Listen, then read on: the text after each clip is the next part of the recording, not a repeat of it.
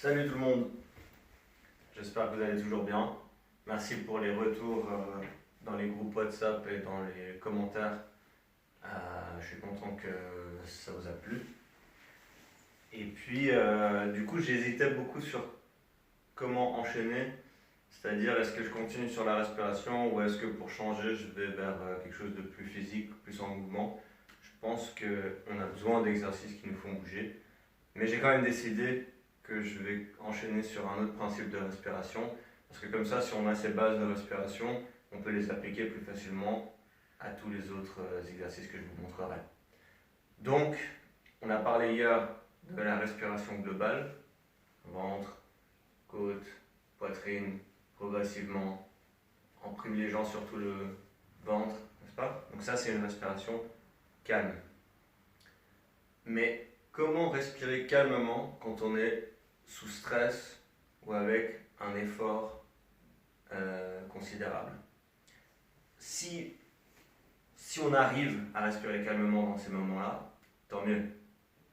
Mais si on n'y arrive pas, le fait d'essayer de se forcer de respirer calmement dans une situation de stress, ça peut nous rajouter plus de stress.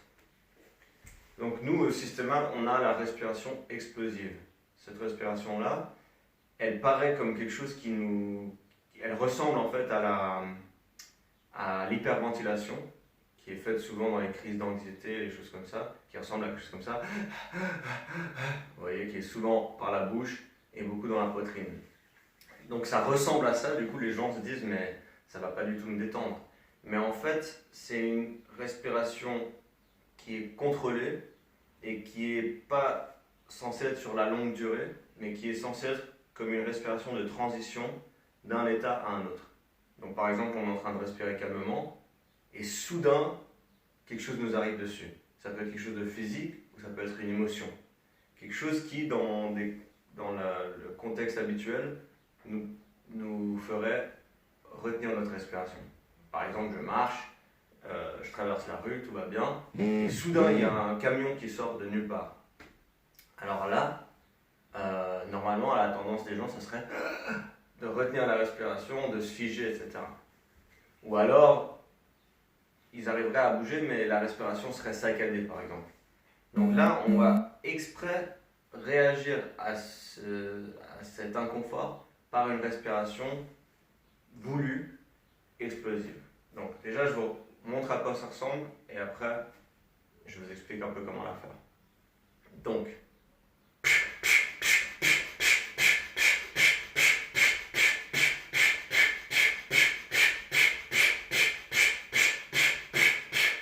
la raison que j'ai continué à la faire, c'était pour vous montrer que c'est une respiration, elle ne doit pas nous fatiguer en la faisant. Vous voyez, je suis à peu près pareil maintenant que je l'étais avant de l'entamer. Donc, il faut s'entraîner pour qu'elle devienne naturelle. Au début, ça ne va pas être naturel. Mais c'est vraiment un outil, je peux vous le dire, de mon expérience personnelle, qui m'a aidé à travers beaucoup de situations difficiles. Et même pour des tâches quotidiennes, par exemple, de m'asperger à l'eau froide, la respiration explosive, elle m'aide quand j'ai pas trop le courage de le faire. Ou même en hiver, quand je suis couché dans mon lit et puis que j'ai la flemme de me lever, mais je suis obligé de me lever et j'ai peur que je vais enlever la couverture, je vais avoir très froid. Je lance la respiration explosive. Et au bout d'un petit moment, soudain je suis debout. Je peux pas trop expliquer, mais ça me... Ensuite, je l'utilise aussi de manière préventative. Donc, si je sais que je vais aller quelque part, donc comme dans le cas de l'eau froide, je ne commence pas la respiration explosive juste au dernier moment. Souvent, je commence avant. En fait, ce qu'on a tendance à faire, c'est de ne pas remarquer qu'on va se tendre. Donc, on va faire une respiration calme, on va se dire tout va bien. Et en fait, il y a quelque chose qui commence à nous stresser, qui commence à nous irriter. Le cas du camion, il sort de nulle part. Mais parfois, le camion, il vient de loin, il est en train d'arriver, et on est en train de se demander, tiens, je me demande si ce camion va venir me foncer dedans.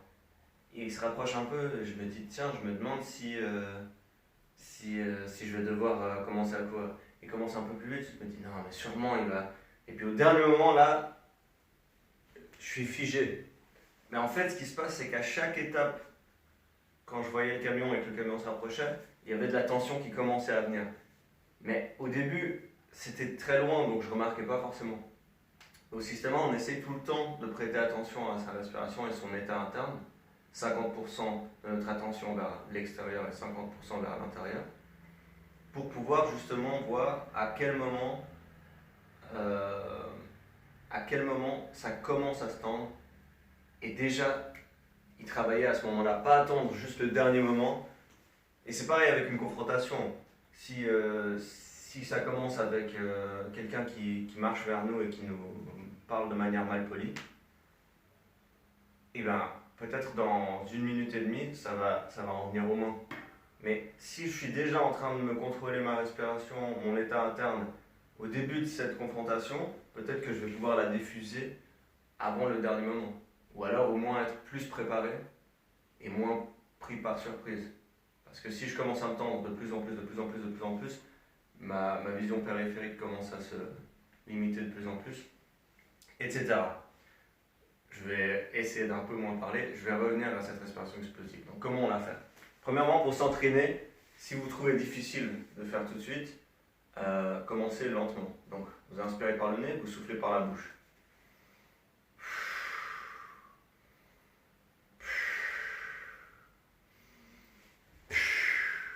Idéalement, c'est quand même plutôt le ventre qui travaille.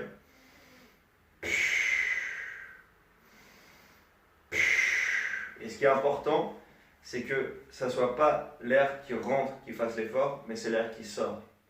Et je peux même faire un comme si je fais une pulsation d'air, un faisceau précis. On peut imaginer aussi une bougie devant nous, ou mettre sa main et sentir l'air qui doit être aussi précis et fort que possible. On inspire par le nez, on souffle très fort par la bouche. Mais on se concentre sur l'expiration. L'inspiration doit venir naturellement entre les expirations. Puis petit à petit, on l'accélère.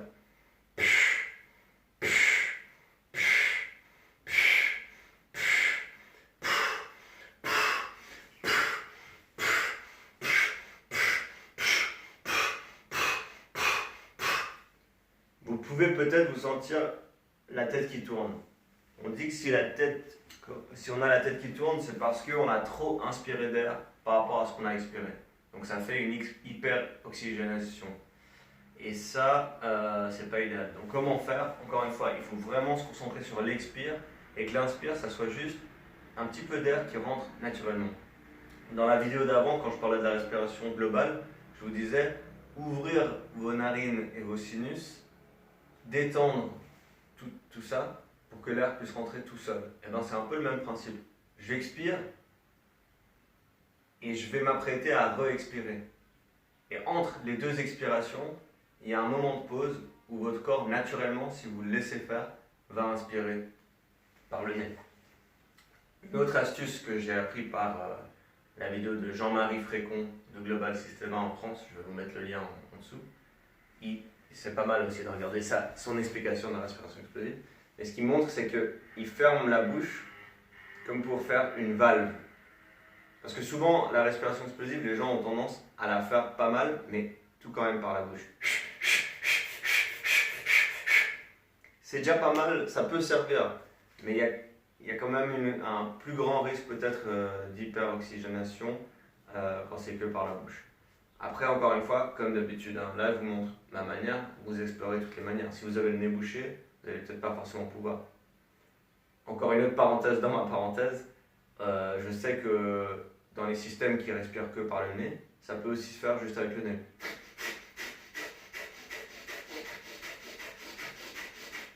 D'accord? Donc, pardon. Donc, la valve, vous fermez la bouche et vous laissez sortir l'air par la bouche. Mais ce qui se passe, c'est que comme vous laissez détendu les lèvres mais fermées, ça fait que quand l'air sort, Une fois qu'il a fini de sortir, la bouche se referme.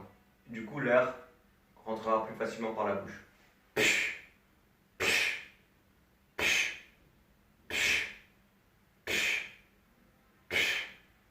Donc ça, c'est une autre astuce à essayer pour quand vous accélérez. Le fait que ça se referme à chaque fois, ça fait comprendre au cerveau que l'air doit rentrer par le nez et pas par la bouche. Dernière chose, on a tendance à vouloir inspirer beaucoup d'air pour ensuite pouvoir expirer. Parce qu'on se dit voilà, on voit qu'il faut plus expirer qu'inspirer et on se dit qu'on ne va pas avoir assez d'air. Mais au contraire, j'aimerais que quand vous essayez cette respiration explosive, vous la fassiez sur une expire. Encore une fois, pas besoin d'être expiré complètement vide, mais pas non plus se remplir. Donc,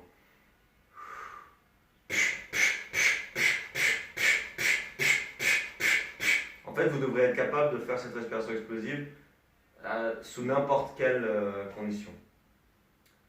Une autre manière de faire cette respiration explosive, c'est pour récupérer lorsqu'on a fait une apnée.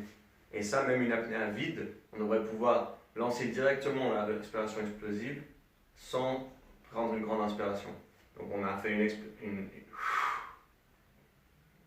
on est à vide, on retient la respiration, on n'en peut plus. Et là, au lieu de faire non, directement depuis l'apnée vide.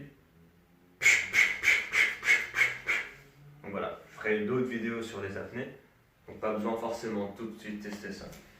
Pour l'instant, c'est question pour récapituler, d'apprendre à expirer par la bouche, inspirer par le nez, petit à petit, de plus en plus vite, sans que ça soit une hyperventilation, sans trop inspirer par rapport à l'expire, plus expirer qu'inspirer même, avec une projection de l'expiration, et puis petit à petit le faire très vite et pouvoir le faire à n'importe quel moment. Bien sûr, vous pouvez aussi le combiner avec les exercices de base, il y a plein de différentes manières de jouer avec ça. Comme avec l'autre vidéo, cette respiration ne doit pas vous stresser. C'est une transition. Avant et après la respiration explosive, faites des respirations complètement calmes. Il faut que votre cerveau, votre inconscient comprenne que cette respiration n'est pas une respiration de stress, c'est une respiration de situation de stress. Et c'est très important de comprendre cette différence. C'est pas la respiration qui vous rend stressé, ou c'est pas parce que vous êtes stressé que vous respirez et puis que ça va vous rendre plus stressé. Non, c'est parce que vous êtes stressé que vous allez entamer cette respiration pour revenir du stress, traverser cette situation de stress pour revenir à une respiration calme. Donc vous pouvez l'essayer complètement calme, sous des situations de petit stress au début. Vous pouvez l'utiliser dans des efforts physiques. Vous pouvez l'utiliser quand vous êtes à bout de souffle. Vous pouvez l'utiliser à plein de moments dans votre journée et profiter pour essayer de vous entraîner pour que ça devienne assez naturel et que ça vraiment puisse vous servir. Merci. Continuez à explorer à l'intérieur de vous, trouvez la joie et prenez soin de vous. À bientôt.